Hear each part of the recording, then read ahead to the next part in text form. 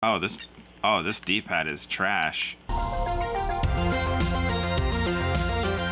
Hey everyone, and welcome back to the network, where today I thought it'd be kind of fun to order a couple gaming handhelds off of AliExpress and kind of check them out just to see, what's on them. Are they mostly NES clones? Are they original games? And most importantly, are they worth the $5 asking price? So without any further ado, let's just hop right into it. Alright, so the first thing we'll be taking a look at is this mini game player. Now on the AliExpress listing, it's listed as the K10 thin handheld game console, 2.4-inch screen, portable magnetic phone case, children retro classic game, kids toy Christmas gift. So if that ain't a mouthful, then I don't know what is. But let's just dig on into this thing and see what's up. Now I'll have links to all these AliExpress posts in the description down below in case you were interested in picking any of these up. I don't know why you would be, but just in case you just in case you wanted to. Alright, so let's see. We got the device itself. It looks like it's micro USB charging. We got the world's shortest micro USB cable. What is this, like 3 inches? And then we do have an instruction booklet. Or is this just a piece of paper? It's very well, it's just a piece of paper. Alright, so user manual for the handheld games console. So it says product components. We got on and off switch, D-pad, LED indicator light, a louder speaker. So I guess that's good. I guess they had a quieter one before, and then we got one for charging, game keys, start, volume, and reset. So that is pretty close to NES style stuff. All right, let's see. What does this say? Care and maintenance. Do not disassemble or try to repair handheld game console, any of its components. That is exactly as it is written. I did not miss an or in there. Keeps the kids away from cable or connecting wire, or it may circle around their neck and cause the accident once the kid overexert the wires and make unit hit drop the floor. Okay, so that's very interesting. Now I'm not too concerned about any kid getting hurt with this thing, because quite frankly I don't know if that would fit around anyone's neck. Maybe like a baby, but let's see if this thing actually has any juice in it. Otherwise we're going to have to plug it in. Oh, it does. So right off the bat, the screen actually does look pretty good. It looks a little washed out in the video, but in person it's not that bad, and we can definitely tell that the background is an NES thing. Oh, this D-pad is trash. Oh my god, this thing feels terrible. Okay, let's put it in English. 501. Okay, so we got Turtles 2, Double Dragon 2, Adventure Island. Okay, so this looks like it is a bunch of actual NES games. We got Tiny Toon Adventures, Chip 'n Dale, Hot Blood, Wrestle, Contra 24 and 1. What the hell is Contra 24 and 1? Oh, okay, so apparently it's a bunch of different Contras. Contra 30. What is Contra 30? Okay, so far it looks like it's just normal Contra. Okay, for this being really cheap, that doesn't sound that bad. Now, we have to be somewhat fair with this, because this speaker obviously is really low, or really tiny, and probably the cheapest thing in the world. So, what is B and Y? Okay, so B and Y are A and B. They're diagonal and not horizontal, as on the original Nintendo. Okay, so I mean, so far this one doesn't sound that bad, actually. I mean, so far it just seems like it's normal Contra, which is actually kind of surprising, because a lot of the times these things, when they're like cheap emulators, they don't sound that good. Let's go ahead and reset real quick and see what. Oh, okay. So every time you reset the console, you have to select the language. That's interesting. Let's see if they have Castlevania on here. It does not look like these are alphabetical in any sense, so that could take a while. And who's to know if Castlevania is even on here? That's just an assumption. They have Toy Story. Toy Story. This is. This looks more like it's Bomberman. So apparently Bomberman is Toy Story now. I'm not even sure what to make of that. That's kind of funny, because back in the day, Toy Story never actually released on, the NES style of consoles. It came out on Genesis and Super Nintendo, so that was interesting. Okay, so I'm gonna scroll through here and see if Castlevania or any resemblance to Castlevania is on here, or even Mario Brothers, and then I will cut right back. A few moments later. Okay, so I made it through this entire thing, and there is no Castlevania, or at least nothing that's titled that, so there is a very high probability that it is on here. It's just called something weird. But I did manage to find this game at 410 called Making Love, and I have no idea what that's about. Okay, it literally is called Making Love. Okay, Lover Two Lovers or I Love You making.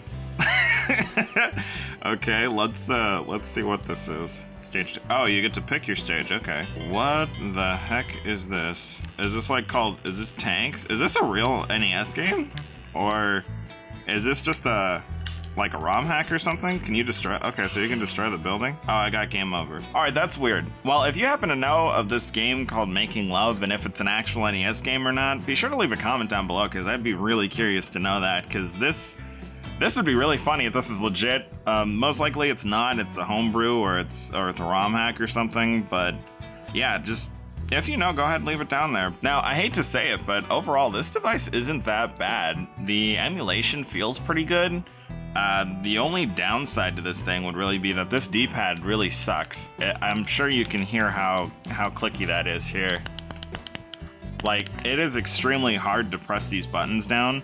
The speaker is okay, it could be better, but for a price tag of like $5, this isn't that bad. Well, I guess if you are in the mood for playing some quick NES games and weren't overly concerned with the quality of the controller, this definitely is not a bad way to go. So that's pretty much everything for the mini game player. Let's move on to the next one. All right, so this one is called the Sup Game Box Pocket Game Player, playing anywhere, anytime. Isn't that what the other one was called? No, the other one was called a mini game player, not a pocket game player. So on the official AliExpress listing, this thing is called Gaminja GC26 Retro Portable Mini Handheld Video Game Console, 3-inch color LCD Kids Color Game Player, built-in 400 games. So right off the bat, this one has 100 less games than the last one. So this one says 8-bit classic, so we're probably going to be finding a lot more NES games. This one says digital game system, 3-inch super wide LCD. The console is slim, portable, and trendy. Well, we'll see about that. Digital multi-platform device, can play on TV. Interesting. Well, if that actually works, that's pretty cool. Let's see, inside we get the console, an AV cable, a DC cable, and the user manual. So let's just go ahead and crack on into this thing. The box is a little beat up, but that's because this thing got shipped inside of some little plastic bag from China. So no padding whatsoever, but it looks like this one's okay. And right off the bat, this feels like a lot better experience. Now, this device and the last one were both the same price, at least at the time of recording, or when I ordered them. Now it looks like they've gone up a little bit in price, but overall, this one I kind of like a little better, just from the size of it. This looks a lot like a Game Boy. It's shorter than a Game Boy, but it's wider. Ooh, and the D-pad feels a lot better. Okay, we might be onto something here. Let's see. So there is a spot for batteries. Oh, and that's just where the lithium battery goes, I guess. It's definitely not questionable in the slightest. Then we got our on and off switch at the bottom, our AV out jack, and our DC 5 volts going in. This is a USB type B. So we get one of those cables, again 3 inches. We do get some AV cables. It looks like it's only mono out, so that's kind of disappointing, but cool that this is included. And then we have our instruction manual, which looks to be, oh, okay, it's not. Oh, they just had it folded inside out. Apparently it's double-sided, where one side is in Chinese, Japanese, something like that. I'm not really sure. The other side is in English, though. Okay, so let's see. It says game key description. Thank you for buying our product. Instruction is below. And then we got overview of all the buttons. This is battery usage. Whenever you press the reset button, it'll restart the screen. And the reset button is that little dot that is on the front of this thing. So it's that little button right there. So we got volume right here. It's a little wheel. Wow, this is really, this is basically Game Boy minus the cartridge slot. That's kind of cool. Okay, well, let's, apparently you get a warranty card. I don't know why you would need a warranty card for this, but we will move on. So let's peel off this little screen cover. Okay, so right off the bat, it looks like the screen protector is not on there, right? Or did I get two? I don't know if you can see that, but there's still bubbles and stuff on here. I don't know if that's like actually part of the screen that's just not laid on here properly. So far, it definitely seems like it's a screen protector that was put on the top of this, because like with the Game Boys, you have the screen and then there's a plastic bit and then there's this little piece of acrylic that goes on that. I think this is doing the similar thing, and mine is just not on there correctly at all. Well, let's go ahead and see if this thing turns on. Otherwise, we're gonna have to charge it. Oh, nope, it does right off the bat. So I don't know if you can hear the music that's playing, but that music is Mighty Final Fight, I believe. So that's kind of funny. Okay, so let's go ahead and go down and choose English. Okay. I guess we gotta use start.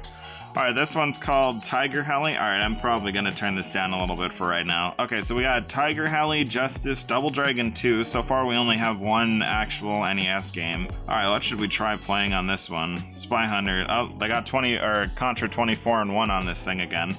Okay, so so from feeling this thing for a little bit, the D-pad and the buttons do feel a whole lot better than that last one. Like this one, it feels like they got a little rubber membrane on the bottom that makes it a little more squishy to feel. A little closer to an actual NES controller, but still extremely cheap. But let's try this game called Devil Doom. I have no idea what this is supposed to be. What? Okay, so apparently you can shoot. Is this like a demake of Doom? Is our guy supposed to be like the Doom Marine? I died. All right, I'm not too sure what that game was about. Let's go ahead and choose a different one. Okay, so it looks like they got Spider-Man 2 and Spider-Man 3. Let's just go ahead and see what Spider-Man is. Is this a real game? I've never seen this game before. I'm pretty sure. Is this actually an NES game? I doubt it, because this is following the plot of the second movie, and this would not have been out around the time that the NES was still relevant. I mean, okay, that's a simple game.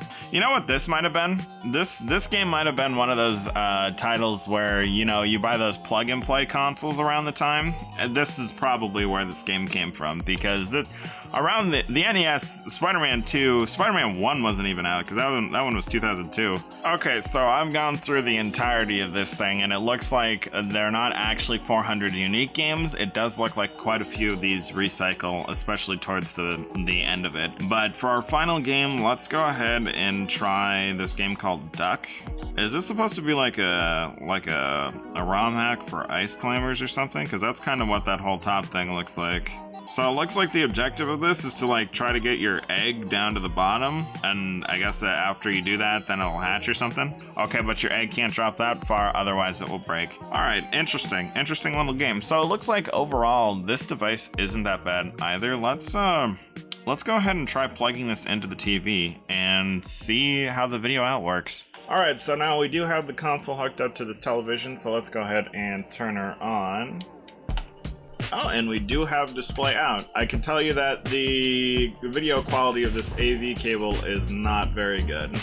Just twisting this cable right here at the top is already causing the video to glitch out. Now, I don't know if that is a problem with the handheld itself or if that's more the connection method. Oh, and that video is not looking good at all. Okay, so it looks like, albeit it does have video out, it's not the best video out. This is Ocean, so this is actual RoboCop. So even though this handheld has video out, which is a nice feature on paper, the quality is just not as good as if you were just playing off of the LCD screen alone. So that's kind of a dud. Okay, well, overall, both of these little devices aren't like the worst thing. I mean, definitely this one feels pretty cheap and it's like paper thin. It's kind of uncomfortable to play, but this one, the form factor is good. It's kind of like just a shorter version of a Game Boy with decent buttons and video out, which is kind of cool, especially seeing as both of these were like $4.58 or something like that. So if you enjoy, be sure to leave a like and subscribe so that you don't miss any future videos from the network, where we may order more random gaming accessories from AliExpress. And if you want to directly help support the channel, please consider clicking the join button down below to become a channel member, where you'll get access to a bunch of exclusive content, our members only Discord, and so much more. But more information on that on the link in the description. Now that's just about it for this video, so with that, I'll see you in the next one.